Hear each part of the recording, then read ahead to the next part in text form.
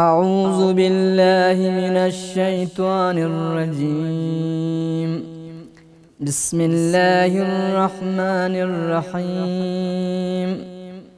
أتل ما أوحي إليك من الكتاب وأقم الصلاة إن الصلاة تنهى عن الفحشاء والمنكر ولذكر الله أكبر والله يعلم ما تصنعون. ولا تجادلوا أهل الكتاب إلا بالتي هي أحسن إلا الذين ظلموا منهم وقولوا آمنا بالذي أنزل إلينا وأنزل إليكم وإلهنا وإلهكم واحد ونحن له مسلمون. وكذلك أنزلنا إليك الكتاب فالذين آتيناهم الكتاب يؤمنون به ومن هؤلاء من يؤمن به وما يجحد بآياتنا إلا الكافرون. وما كنت تتلو من قبله من كتاب ولا تخطه بيمينك إذا لارتاب المبطلون. بل هو آيات بينات في صدور الذين أوتوا العلم وما يجحد بآياتنا إلا الظالمون. وقالوا لولا أنزل عليه آيات من ربه قل إنما الآيات عند الله وإنما أنا نذير مبين. أولم يكفهم أنا أنزلنا عليك الكتاب يتلى عليهم إن في ذلك لرحمة وذكرى لقوم يؤمنون. قل كفى بالله بيني وبينكم شهيدا يعلم ما في السماوات والأرض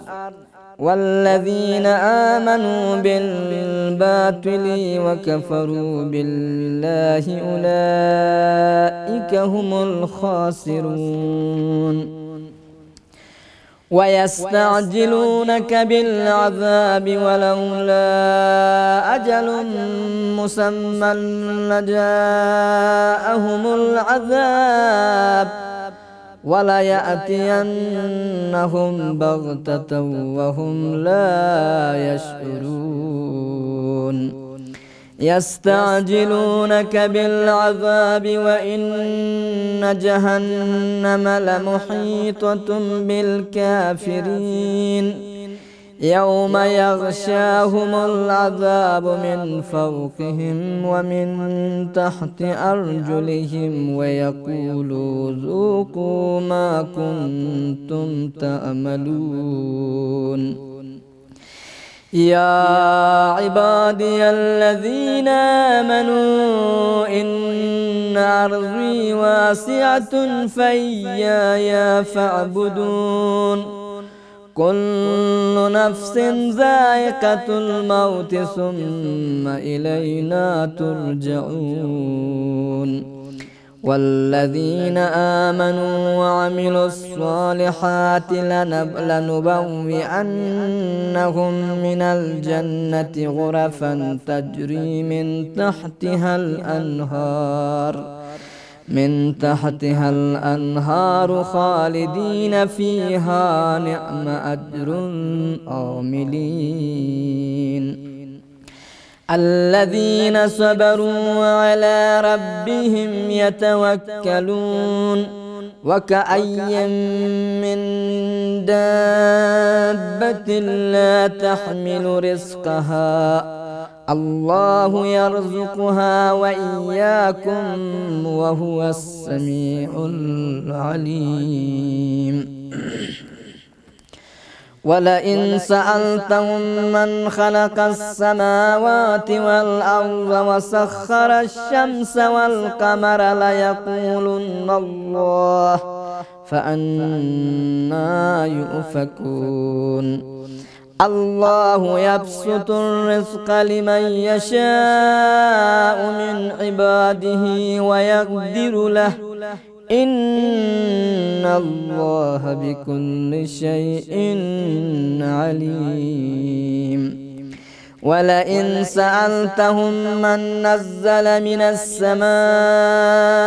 ماء فأحيا به الأرض من بعد موتها ليقولن الله قل الحمد لله بل أكثرهم لا يعقلون. وما هذه الحياة الدنيا إلا لهو ولعب وإن الدار الآخرة لهي الحيوان لو كانوا يعلمون. فإذا ركبوا في الفلك دعوا الله مخلصين له الدين فلما نجاهم إلى البر إذا هم يشركون ليكفروا بما آتيناهم وليتمتعوا فسوف يعلمون. أولم يروا أنا جعلنا حرما آمنا ويتخطف الناس من حولهم أفبالباطل يؤمنون وبنعمة الله يكفرون. ومن أظلم ممن افترى على الله كذبا أو كذب بالحق لما جاءه أليس في جهنم مثوى للكافرين. والذين جاهدوا فينا لنهدينهم سبلنا وإن الله لمع المحسنين. بسم الله الرحمن الرحيم. ألف لام ميم. غلبت الروم في أدنى الأرض وهم من بعد غلبهم سيغلبون في بضع سنين لله الأمر من قبل ومن بعد ويومئذ يفرح المؤمنون. بنصر الله ينصر من يشاء وهو العزيز الرحيم. وعد الله لا يخلف الله وعده ولكن أكثر الناس لا يعلمون ظاهرا من الحياة الدنيا وهم عن الآخرة هم غافلون. أولم يتفكروا في أنفسهم ما خلق الله السماوات والأرض وما بينهما إلا بالحق وأجل مسمى وإن كثيرا من الناس بلقاء ربهم لكافرون. أولم يسيروا في الأرض فينظروا كيف كان عاقبة الذين من قبلهم كانوا أشد منهم قوة وآثاروا الأرض وعمروها أكثر مما عمروها وجاءتهم رسلهم بالبينات فما كان الله ليظلمهم ولكن كانوا أنفسهم يظلمون. ثم كان عاقبة الذين أساءوا السوء أن كذبوا بآيات الله وكانوا بها يستهزئون الله يبدأ الخلق ثم يعيده ثم إليه ترجعون ويوم تقوم الساعة يبلس المجرمون ولم يكن لهم من شركائهم شفعاء وكانوا بشركائهم كافرين ويوم تقوم الساعة يومئذ يتفرقون فأما الذين آمنوا وعملوا الصالحات فهم في روضة يحبرون وأما الذين كفروا وكذبوا بآياتنا ولقاء الآخرة فأولئك في العذاب محضرون فسبحان الله حين تمسون وحين تصبحون وله الحمد في السماوات والأرض وعشيا وحين تظهرون يخرج الحي من الميت ويخرج الميت من الحي ويحيي الأرض بعد موتها وكذلك تخرجون ومن آياته أن خلقكم من تراب ثم إذا أنتم بشر تنتشرون ومن آياته أن خلق لكم من أنفسكم أزواجا لتسكنوا إليها وجعل بينكم مودة ورحمة إن في ذلك لآيات لقوم يتفكرون ومن آياته خلق السماوات والأرض واختلاف ألسنتكم وألوانكم إن في ذلك لآيات للعالمين ومن آياته منامكم بالليل والنهار وابتغاؤكم من فضله إن في ذلك لآيات لقوم يسمعون ومن آياته يريكم البرق خوفا وطمعا وينزل من السماء ماء فيحيي به الأرض بعد موتها إن في ذلك لآيات لقوم يعقلون ومن آياته أن تقوم السماء والأرض بأمره ثم إذا دعاكم دعوة من الأرض إذا أنتم تخرجون وله من في السماوات والأرض كل له قانتون وهو الذي يبدأ الخلق ثم يعيده وهو أهون عليه وله المثل الأعلى في السماوات والأرض وهو العزيز الحكيم ضرب لكم مثلا من أنفسكم هل لكم مما ملكت أيمانكم من شركاء فيما رزقناكم فأنتم فيه سواء تخافونهم كخيفتكم أنفسكم كذلك نفصل الآيات لقوم يعقلون بل اتبع الذين ظلموا أهواءهم بغير علم فمن يهدي من أضل الله وما لهم من ناصرين فأقم وجهك للدين حنيفا فطرة الله التي فطر الناس عليها لا تبديل لخلق الله ذلك الدين القيم ولكن أكثر الناس لا يعلمون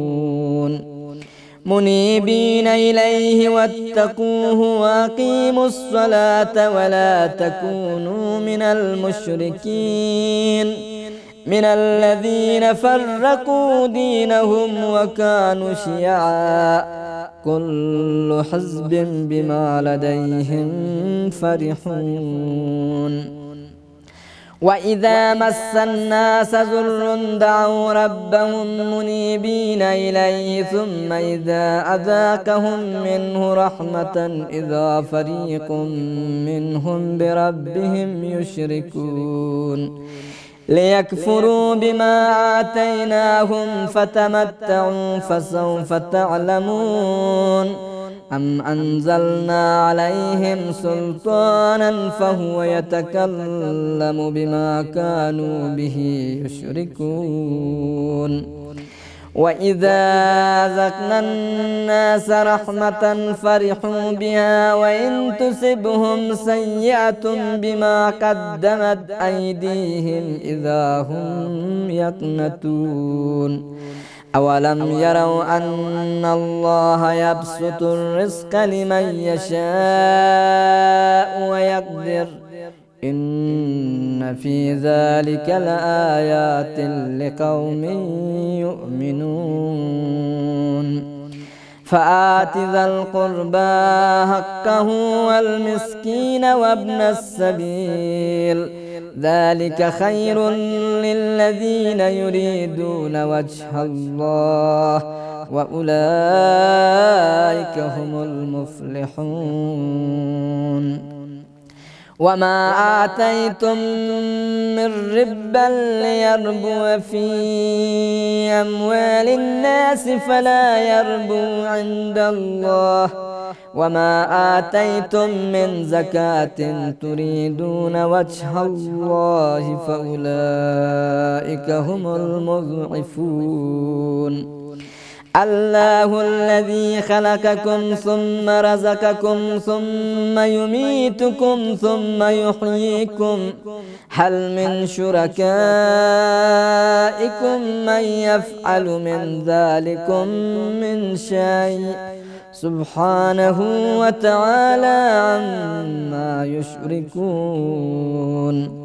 ظهر الفساد في البر والبحر بما كسبت أيدي الناس ليذيقهم بعض الذي عملوا لعلهم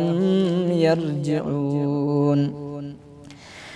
قل سيروا في الأرض فانظروا كيف كان عاقبة الذين من قبل كان أكثرهم مشركين فأقم وجهك للدين القيم من قبل أن يأتي يوم لا مرد له من الله يومئذ يصدعون من كفر فعليه كفره ومن عمل صالحا فلأنفسهم يمهدون ليجزي الذين آمنوا وعملوا الصالحات من فضله إنه لا يحب الكافرين ومن آياته أن يرسل الرياح مبشرات وليذيقكم من رحمته ولتجري الفلك بأمره ولتبتغوا من فضله ولعلكم تشكرون ولقد أرسلنا من قبلك رسلا إلى قومهم فجاءوهم بالبينات فانتقمنا من الذين أجرموا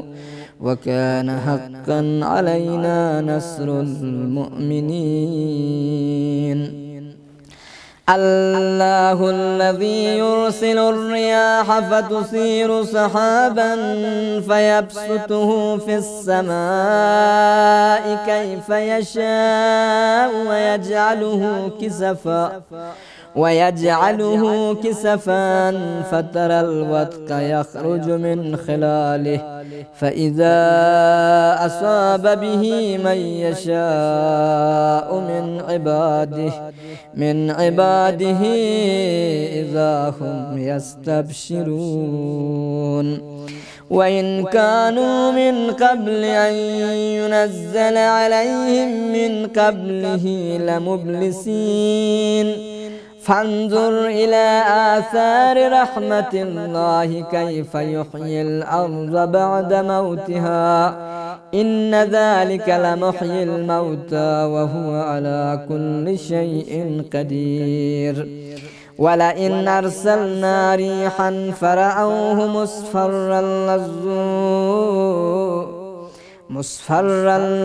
لظلوا من بعده يكفرون فإنك لا تسمع الموتى ولا تسمع الصم الدعاء إذا ولوا مدبرين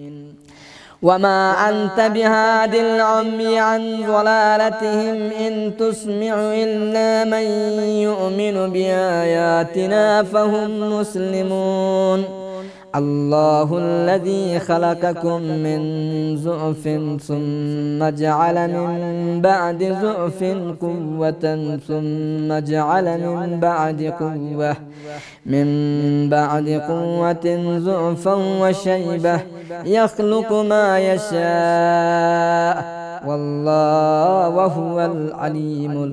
القدير ويوم تقوم الساعة يقسم المجرمون ما لبثوا غير ساعة كذلك كانوا يؤفكون وقال الذين أوتوا العلم والإيمان لقد لبثتم في كتاب الله إلى يوم البعث فهذا يوم البعث ولكنكم كنتم لا تعلمون فيومئذ لا ينفع الذين ظلموا معذرتهم ولا هم يستعتبون ولقد ضربنا للناس في هذا القرآن من كل مثل ولئن جئتهم بآية ليقولن الذين كفروا إن أنتم إلا مبطلون كذلك يطبع الله على قلوب الذين لا يعلمون فاصبر إن وعد الله حق ولا يستخفنك الذين لا يوقنون بسم الله الرحمن الرحيم ألف لام ميم تلك آيات الكتاب الحكيم هدى ورحمة للمحسنين الذين يقيمون الصلاة ويؤتون الزكاة وهم بالآخرة هم يوقنون أولئك على هدى من ربهم وأولئك هم المفلحون ومن الناس من يشتري لهو الحديث ليضل عن سبيل الله بغير علم ويتخذها هزوا أولئك لهم عذاب مهين وإذا تتلى عليه آياتنا ولى مستكبرا كأن لم يسمعها كأن في أذنيه وقرا فبشره بعذاب أليم إن الذين آمنوا وعملوا الصالحات لهم جنات النعيم خالدين فيها وعد الله حقا وهو العزيز الحكيم خلق السماوات بغير عمد ترونها وألقى في الأرض رواسي أن تميد بكم وبث فيها من كل دابة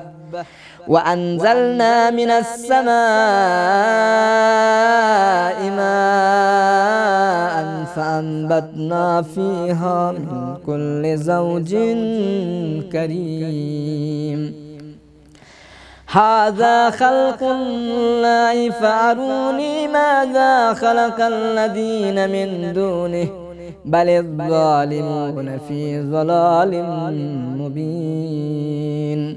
ولقد آتينا لقمان الحكمة أن اشكر لله ومن يشكر فإنما يشكر لنفسه ومن كفر فإن الله غني حميد وإذ قال لقمان لابنه وهو يعظه يا بني لا تشرك بالله إن الشرك لظلم عظيم ووصينا الإنسان بوالديه حملته أمه وهنا على وهن وفصاله في عامين أن اشكر لي ولوالديك إلي المصير وإن جاهداك على أن تشرك بي ما ليس لك به علم فلا تطعهما وصاحبهما في الدنيا معروفا واتبع سبيل من أناب إلي ثم إلي مرجعكم فأنبئكم بما كنتم تعملون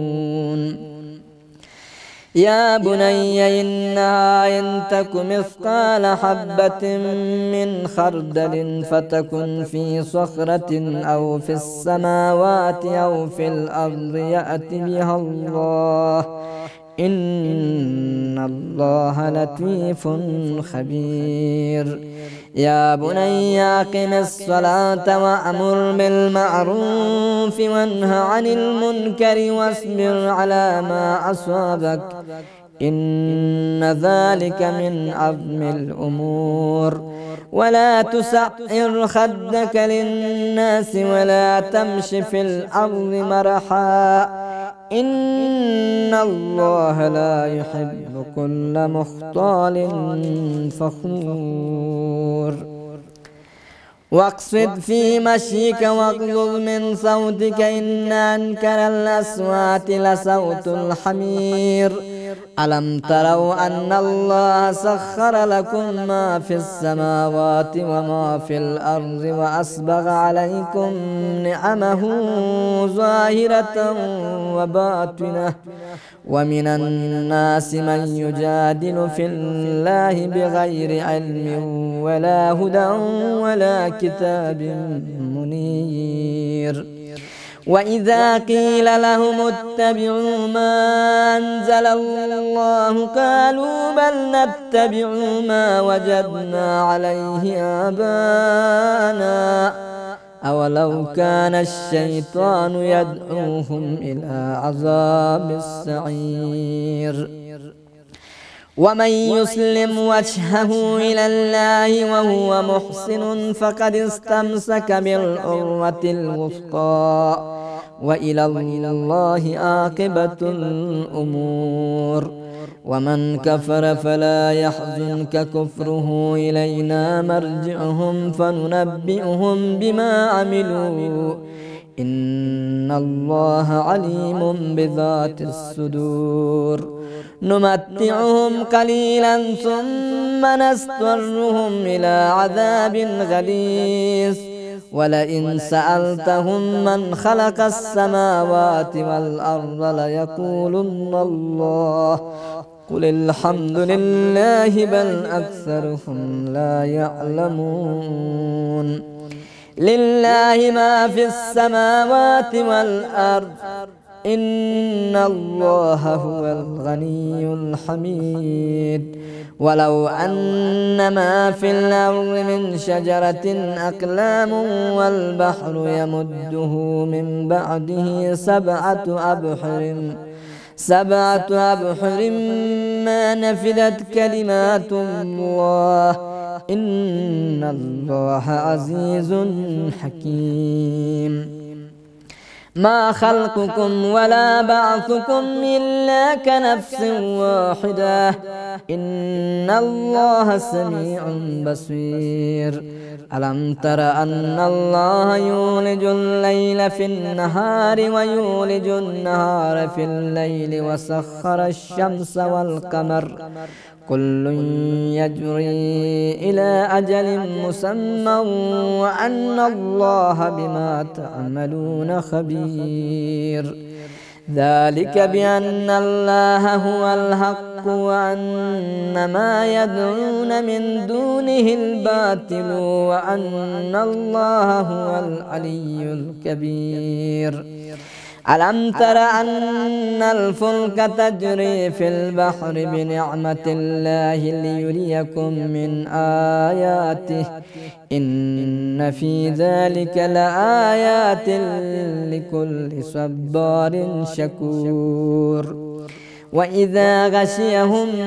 موج كالظلل دعوا الله مخلصين له الدين فلما نجاهم إلى البر فمنهم مقتصد وما يجحد بآياتنا إلا كل ختار كفور يا أيها الناس اتقوا ربكم واخشوا يوما لا يجزي والد عن ولده ولا مولود هو جاز عن والده شيئا إن وعد الله حق فلا تغرنكم الحياة الدنيا ولا يغرنكم بالله الغرور إن الله عنده علم الساعة وينزل الغيث ويعلم ما في الأرحام وما تدري نفس ماذا تكسب غدا وما تدري نفس بأي أرض تموت إن الله عليم خبير بسم الله الرحمن الرحيم ألف لام ميم تنزيل الكتاب لا ريب فيه من رب العالمين أم يقولون افتراه بل هو الحق من ربك لتنذر قوما ما آتاهم من نذير من قبلك لعلهم يهتدون الله الذي خلق السماوات والأرض وما بينهما في 6 أيام ثم استوى على العرش ما لكم من دونه من ولي ولا شفيع أفلا تتذكرون يدبر الأمر من السماء إلى الأرض ثم يعرج إليه في يوم كان مقداره 1000 سنة مما تعدون ذلك عالم الغيب والشهادة العزيز الرحيم الذي أحسن كل شيء خلقه وبدأ خلق الإنسان من طين ثم جعل نسله من سلالة من ماء مهين ثم سواه ونفخ فيه من روحه وجعل لكم السمع والأبصار والأفئدة قليلا ما تشكرون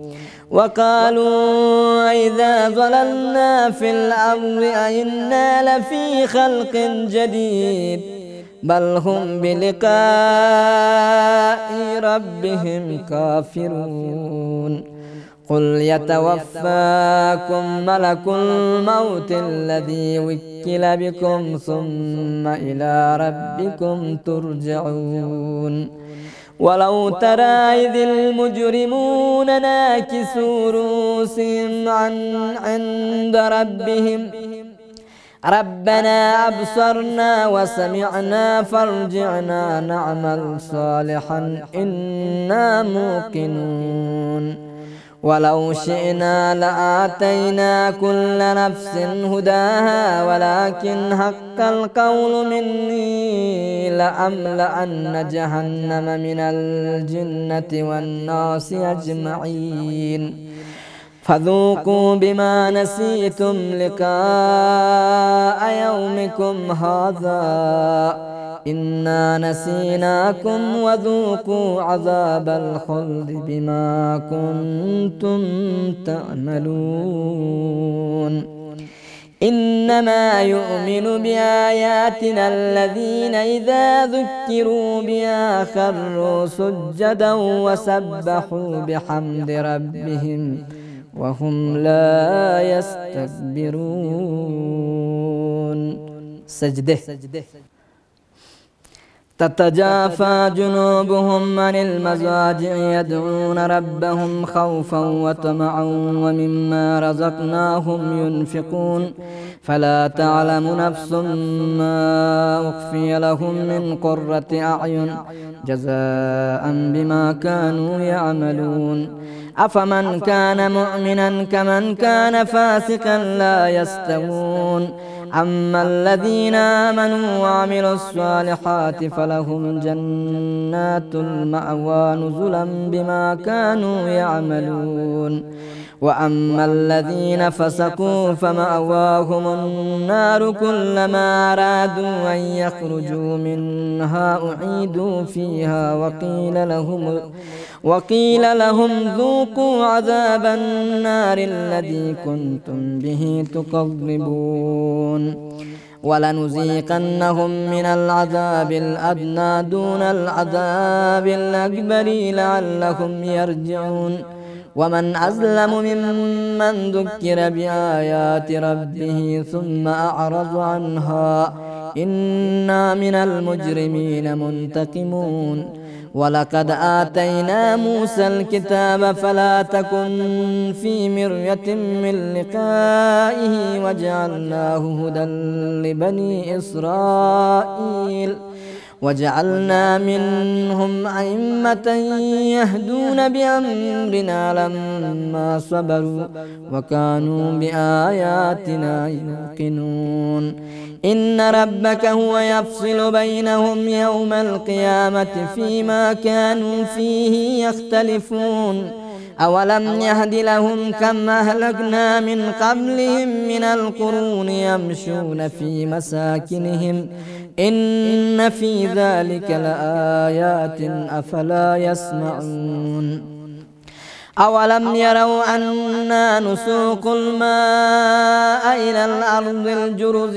فنخرج به زرعا تأكل منه أنعامهم وأنفسهم أفلا يبصرون ويقولون متى هذا الفتح إن كنتم صادقين قل يوم الفتح لا ينفع الذين كفروا إيمانهم ولا هم ينظرون فأعرض عنهم وانتظر إنهم منتظرون. بسم الله الرحمن الرحيم. يا أيها النبي اتق الله ولا تطع الكافرين والمنافقين إن الله كان عليما حكيما واتبع ما يوحى إليك من ربك إن الله كان بما تعملون خبيرا وتوكل على الله وكفى بالله وكيلا ما جعل الله لرجل من قلبين في جوفه وما جعل أزواجكم اللائي تظاهرون منهن أمهاتكم وما جعل أدعياكم أبناءكم ذلكم قولكم بأفواهكم والله يقول الحق وهو يهدي السبيل ادعوهم لآبائهم هو أقسط عند الله فإن لم تعلموا آباءهم فإخوانكم في الدين ومواليكم وليس عليكم جناح فيما أخطأتم به ولكن ما تعمدت قلوبكم وكان الله غفورا رحيما. النبي أولى بالمؤمنين من أنفسهم وأزواجه أمهاتهم وأولو الأرحام بعضهم أولى ببعض في كتاب الله من المؤمنين والمهاجرين إلا أن تفعلوا إلى أوليائكم معروفا كان ذلك في الكتاب مسطورا. وإذا أخذنا من النبيين ميثاقهم ومنك ومن نوح وإبراهيم وموسى وعيسى ابن مريم وأخذنا منهم ميثاقا غليظا ليسأل الصادقين عن صدقهم وأعد للكافرين عذابا أليما. يا أيها الذين آمنوا اذكروا نعمة الله عليكم إذ جاءتكم جنود فأرسلنا عليهم ريحا وجنودا لم تروها وكان الله بما تعملون بصيرا. إذ جاءوكم من فوقكم ومن أسفل منكم وإذ زاغت الأبصار وبلغت القلوب الحناجر وتظنون بالله الظنونا هنالك ابتلي المؤمنون وزلزلوا زلزالا شديدا. وإذ يقول المنافقون والذين في قلوبهم مرض ما وعدنا الله ورسوله إلا غرورا. وإذ قالت طائفة منهم يا أهل يثرب لا مقام لكم فارجعوا ويستأذن فريق منهم النبي يقولون إن بيوتنا عورة وما هي بعورة إن يريدون إلا فرارا ولو دخلت عليهم من أكتارها ثم سئلوا الفتنة لآتوها وما تلبثوا بها إلا يسيرا. ولقد كانوا عاهدوا الله من قبل لا يولون الأدبار وكان عهد الله مسؤولا. قل لن ينفعكم الفرار إن فررتم من الموت أو القتل وإذا لا تمتعون إلا قليلا. قل من ذا الذي يعصمكم من الله إن أراد بكم سوءا أو أراد بكم رحمة ولا يجدون لهم من دون الله وليا ولا نصيرا. قد يعلم الله المعوقين منكم والقائلين لإخوانهم هلم إلينا ولا يأتون البأس إلا قليلا أشحة عليهم فإذا جاء الخوف رأيتهم ينظرون إليك تدور أعينهم كالذي يغشى عليه من الموت فإذا ذهب الخوف سلكوكم بألسنة حداد أشحة على الخير أولئك لم يؤمنوا فأحبط الله أعمالهم وكان ذلك على الله يسيرا. يحسبون الأحزاب لم يذهبوا وإن يأتي الأحزاب يودوا لو أنهم بادون في الأعراب يسألون عن أنبائكم ولو كانوا فيكم ما قاتلوا إلا قليلا. لقد كان لكم في رسول الله أسوة حسنة لمن كان يرجو الله واليوم الآخر وذكر الله كثيرا. ولما رأى المؤمنون الأحزاب قالوا هذا ما وعدنا الله ورسوله وصدق الله ورسوله وما زادهم إلا إيمانا وتسليما. من المؤمنين رجال صدقوا ما عاهدوا الله عليه فمنهم من قضى نحبه ومنهم من ينتظر وما بدلوا تبديلا. ليجزي الله الصادقين بصدقهم ويعذب المنافقين إن شاء أو يتوب عليهم إن الله كان غفورا رحيما.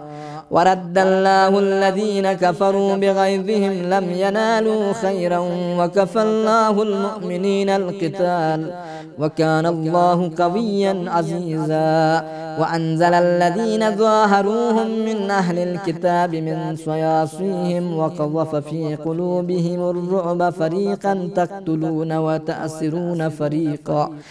وأورثكم أرضهم وديارهم وأموالهم وأرضا لم تطئوها وكان الله على كل شيء قديرا. يا أيها النبي قل لأزواجك إن كنتن تردن الحياة الدنيا وزينتها فتعالين أمتعكن وأسرحكن سراحا جميلا. وإن كنتن تردن الله ورسوله والدار الآخرة فإن الله أعد للمحسنات منكن أجرا عظيما. يا نساء النبي من يأت منكن بفاحشة مبينة يضاعف لها العذاب ضعفين وكان ذلك على الله يسيرا. صدق الله العلي العظيم وصدق رسوله النبي الكريم ونحن على ذلك من الشاهدين والشاكرين والحمد لله رب العالمين. سبحان ربك رب العزة عما يصفون وسلام على المرسلين والحمد لله رب العالمين. آمين يا رب العالمين بحق الزهراء والحسين برحمتك يا أرحم الراحمين.